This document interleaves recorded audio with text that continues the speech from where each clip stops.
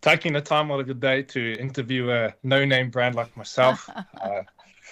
We're all here to serve. So, I thank you for choosing me. I don't take it lightly. It's a massive honor. I love your show. I appreciate it. So thank you so much. Well, it's awesome having you. And I must say, Kyle, I'm not very surprised that you call yourself a no name brand because I looked at your LinkedIn profile and you call yourself a failed professional rugby player. What is that about? So I think we find ourselves in a place where failure determines who we are. For a lot of us, we throw our titles as our identification. So you are a CEO, you are this, you are that. But I've always seen it as a position that I did fail in rugby. I did. I'm not in work, didn't go where I wanted to go. But that didn't determine who I was as an individual. And that gives people so much power to say, man, I failed. I did. But that failure didn't determine who I was. It was just a re-pivotization of where I should go in life. And rugby just wasn't that journey. So I want people to see failed, to know that I'm just a person. I'm not anything special. But they as well are chosen and they're positioned in a place to achieve great things with their life, regardless of where they come from, regardless of who they are, setbacks, challenges, to believe that your failures didn't determine who you are and they'll never will determine who you are going forward. And what an important point you actually make, because as you're speaking, I'm thinking failure is relative.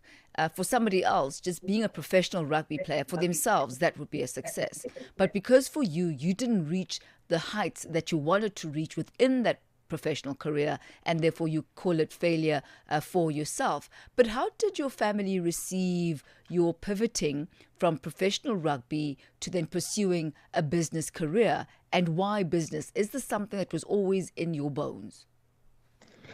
No, I never wanted to go into business, and I'll be very honest to say it, and everyone must hear it, that business was not something I wanted to do. It was never my calling for life, I believed.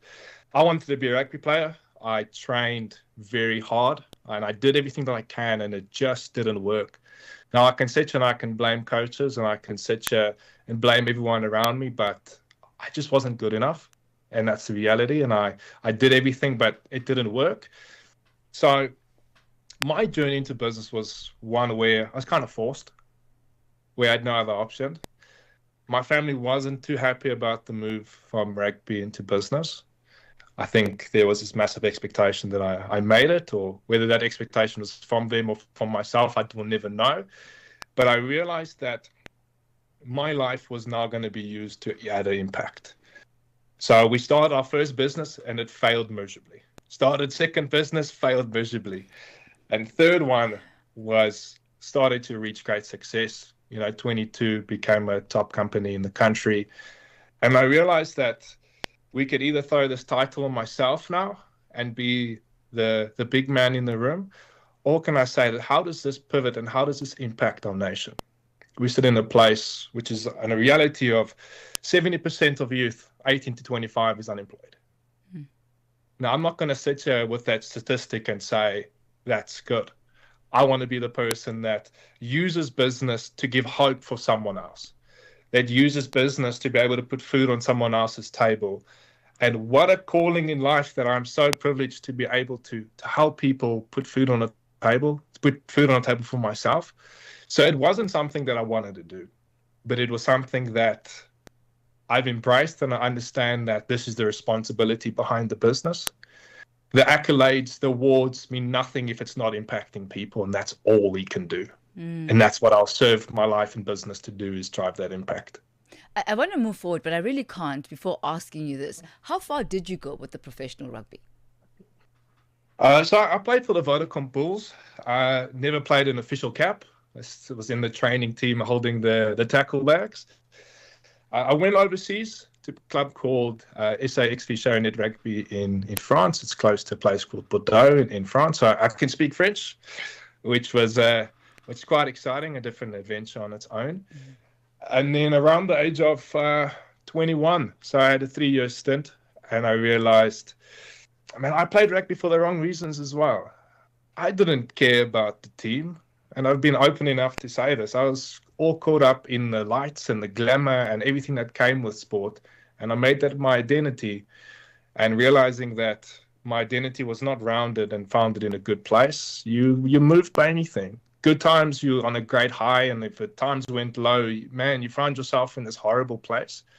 And I realized that that's not the life for me, so I ended up hanging my boots up then and there and went straight into what I thought was next, and that was business. So you have built successful companies like Nexar Growth Group as well as Galilee Wealth, and you've built those, as you've said, from the ground up. What would you highlight as perhaps some of the biggest challenges of starting up? And being a sports person, what virtues or characteristics could you correlate between being a sports person and being a business person? That's a great question. So we look at heroes like Usain Bolt, Wade van Niekerk, and all these guys. They train 4 years in the darkness when no one sees them. There's no lights on them. For, in Usain Bolt's perspective, 10 seconds, under 10 seconds. So you're willing to sacrifice 4 years of your life when no one's watching you day and night for 10 seconds of glory. That's business. In business, you see a lot of the good stuff. You see the awards, you see these all positives, but there's a lot of times where you sit in a place and you don't know whether you should carry on or whether you should quit. Businesses have challenges. There's lots of challenges. I mean, I'll tell you a good story, and I always want to come on these shows and be very open and honest so people can see it. We run Nexar. I trust and I do the work for 4 proposals. In 1 week, I lose my biggest client and 4 proposals go down the drain, or decline in a space of an hour. Now, when you see stuff like that, what do you say? 50% of the entire company's profit is out the window. It's difficult and it's tough, and it's all these stories that I can give myself, but there are other people waiting at the end of me to get through this. There's employees that need to be paid. There's families that are relying on this income. That's what drives me. And when you have that driving to say that when you run business, you have to understand that if you're doing it for yourself, it's going to be very difficult. You have to have something in the back of your head that motivates you. And for me, was motivating people, giving people jobs, giving people opportunities, giving people to show themselves. And that's what gets me through business. But starting out in the beginning, no one knows your name. You have no track record. You have no one to believe you. And the question is, how do you get clients? But I've been realized it's being faithful with one client. So if you can get one client, being faithful and working harder than anyone and serving them and leading them and helping them, that by doing, they say those who can be trusted with little can be trusted with much. So being trusted in the little over time, if by doing the right things all the time, good things happen. So I believe that for other businessmen, other businesswomen that want to start, it's being able to work in the dark, in private, and being able to have delayed success, but also being able to believe in yourself and believe that you're doing this to impact more than yourself, but impact the nation who needs it the most. Carl Meadows, very well said. Thank you so very much. It's been a pleasure hosting you and wishing you continued success with the various businesses and the impact that you are creating on the ground. We thank you for joining us today. Thank you so much. May this channel go across the nation. May it touch more people. This is only the start for this beautiful channel. You're an incredible host. I believe that there's great things coming for this channel, and may everyone be touched hearing this to know that they can do it. And that's all I'd love to leave with you guys. Oh, so much appreciated. And you know what? We embrace it all so wholeheartedly, and all that you have wished upon us, we wish upon you as well. Thank you, Carl. That's Carl Meadows, founder of Nexar Group, as well as Galilee Wealth. He's also a former professional rugby player, taking us to exactly 10 minutes to 5 p.m. Africa in song.